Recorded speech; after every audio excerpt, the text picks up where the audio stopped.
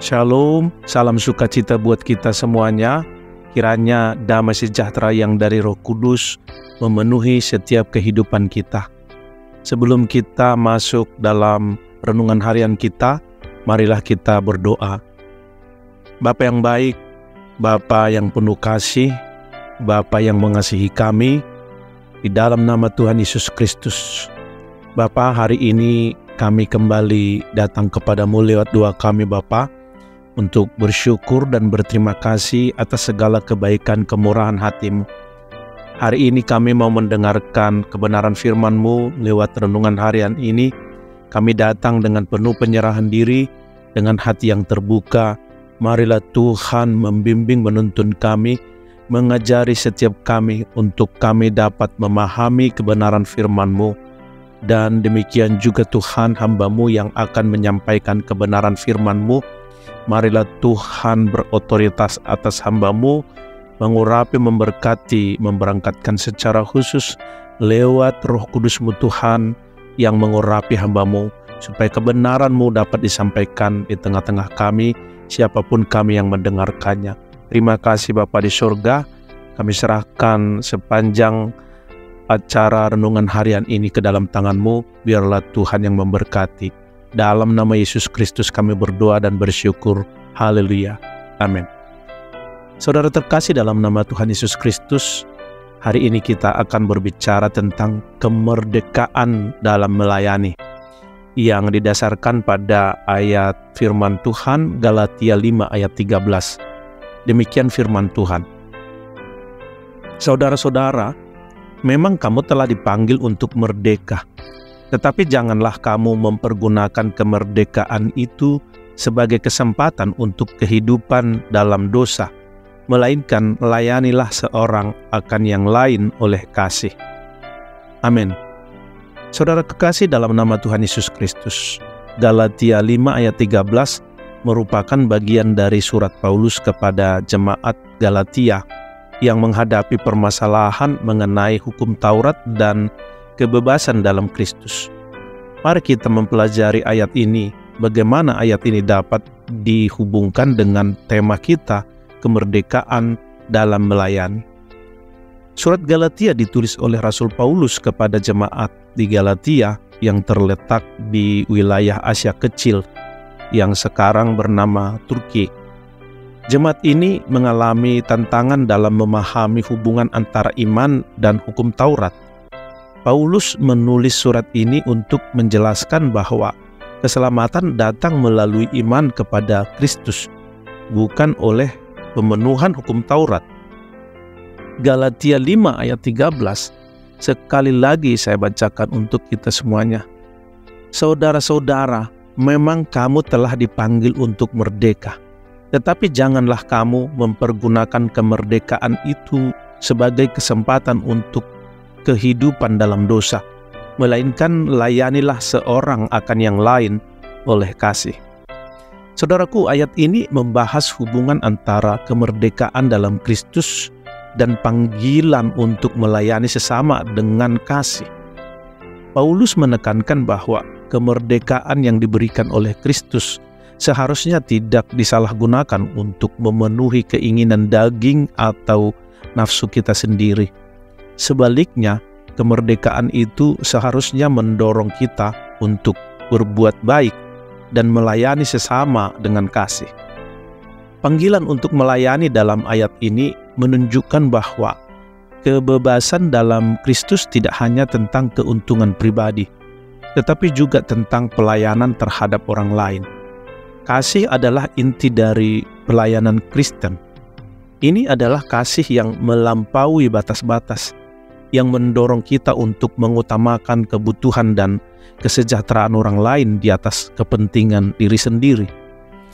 Saudaraku, melayani dengan kasih menghindari sikap egois dan pamer. Ini adalah bentuk konkret dari mengasihi sesama seperti Kristus telah mengasihi kita.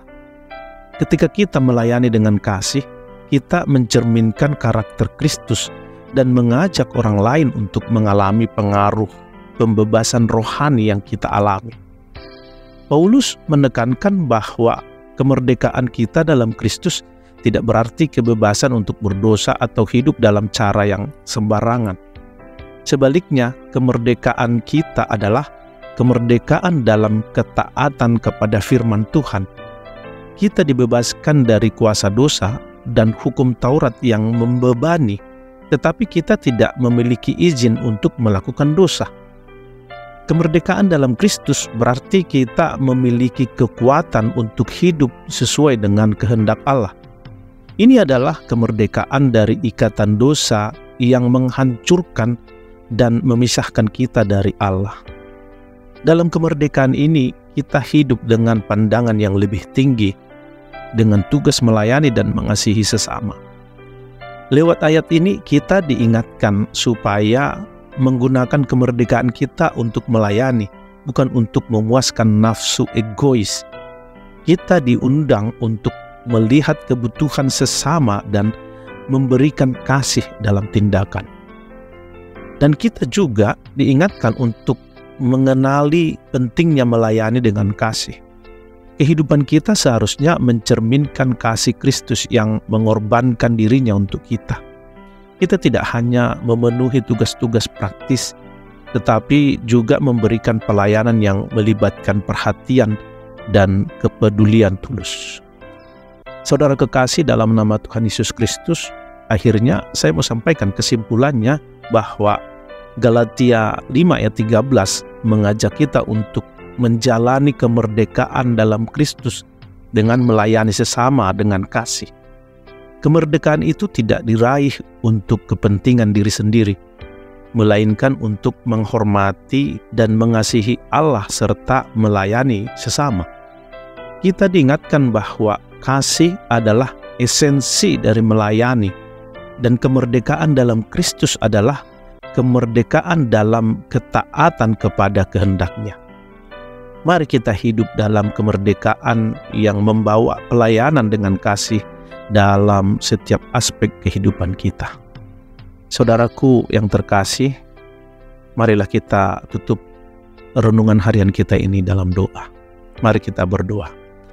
Bapa, dalam nama Tuhan Yesus Kristus, kami berterima kasih Tuhan buat seluruh tuntunan-Mu, bimbingan-Mu lewat kebenaran firman-Mu yang hari ini kami pelajari. Engkau sangat mengasihi kami Bapa di sorga. Teruslah menuntun kami. Teruslah Tuhan membimbing kami dalam perjalanan hidup kami. Kami Tuhan merdeka di dalam Tuhan. Merdeka dalam melayani. Tuhan, semuanya dapat kami lakukan kalau dengan kekuatan yang daripada Tuhan lewat kuasa Roh Kudus-Mu yang memampukan kami Tuhan untuk melakukan pekerjaan. Terima kasih Bapa di surga. Kami Tuhan berserah diri kepadamu, dan kami Tuhan dapat berjalan hanya dengan Tuhan saja. Kami tidak dapat berjalan sendiri. Terima kasih Bapa di surga. Demikianlah Tuhan renungan kami. Biarlah renungan ini Tuhan menjadi berkat bagi kami Tuhan, pelajaran yang berharga bagi kami, untuk kami dapat terus berjalan dalam kehidupan kami. Berkati juga hamba-Mu yang menyampaikan kebenaran firman-Mu, Tuhan yang senantiasa menuntun dan memberkati hamba-Mu untuk lebih lagi dapat melayani dalam kebenaran firman-Mu. Terima kasih Bapa di surga, kami naikkan syukur kepadamu Tuhan, dan segala pujian, hormat, kemuliaan bagi nama-Mu. Haleluya. Amin. Saudara terkasih dalam nama Tuhan Yesus Kristus, demikianlah renungan harian kita, dan biarlah renungan ini menjadi berkat bagi kita dan menjadi kemuliaan bagi nama Tuhan. Sampai bertemu kembali dalam renungan harian berikutnya. Terima kasih, Tuhan Yesus memberkati. Haleluya. Amin.